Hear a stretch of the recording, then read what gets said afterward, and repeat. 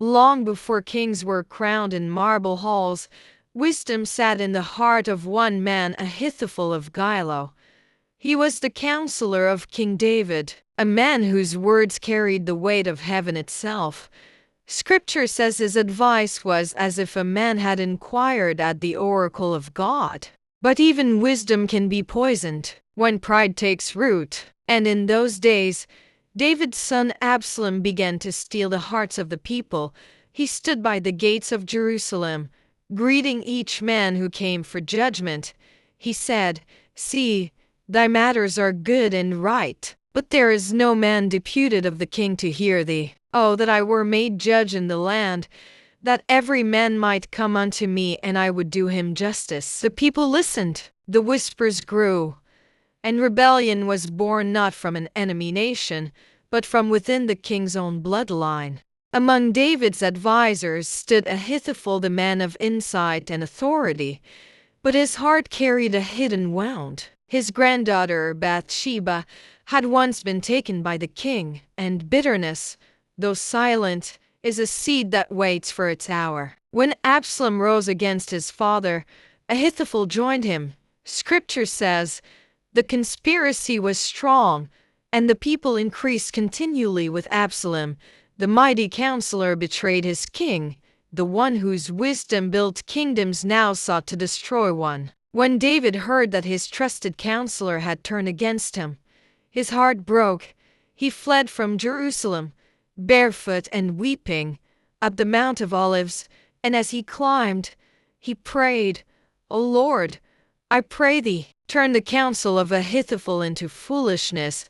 The king had lost his throne but not his faith. Now in Jerusalem, Absalom sought advice from Ahithophel. The old counselor's eyes burned with cold brilliance as he spoke.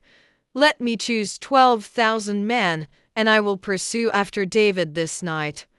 I will come upon him while he is weary and weak, and I will smite the king only. Then shall all the people be at peace." It was perfect strategy, swift, ruthless, unstoppable. Had it been followed, David's story might have ended that very night, but the Lord had already begun to turn his counsel into folly. Absalom, blinded by vanity, sought a second opinion, and Hushai, David's friend in disguise, said, "The counsel that Ahithophel hath given is not good at this time." He flattered the young prince. "You know your father and his men, mighty man, bitter in soul. Therefore, I counsel that all Israel be gathered unto thee, and that thou go to battle in thine own person."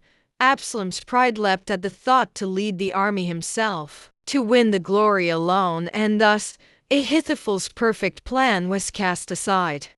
Ahithophel saw his counsel rejected, and in that moment, he knew all was lost, for he understood the mind of war, and he foresaw what pride would bring. David would return, Absalom would fall, and the rebellion, like a flame without oil, would die. Scripture says, "He put his household in order, and hanged himself, and died, and was buried in the sepulchre of his father." Thus perished the wisest man in Israel, not by the sword of his enemy, but by the snare of his own pride. Absalom's rebellion ended in ruin. As he fled through the forest, his hair caught in the branches of a great oak, and he hung between heaven and earth. Joab struck him down.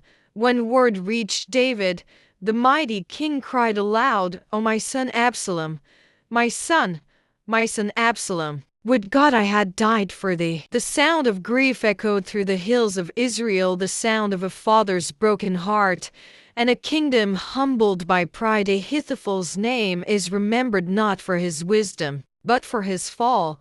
He who once spoke like an oracle was undone by his own pride, and so Scripture reminds us, "Pride goeth before destruction, and an haughty spirit before a fall." Wisdom without humility is a sword without a handle. It wounds the hand that wields it. Remember Ahithophel's counsel, and guard your heart from the pride that whispers, "I know better than the king," for the counsel of men may fail, but the counsel of the Lord, that shall stand. Thanks for watching. Don't forget to like and share. See you next time for another wonderful story.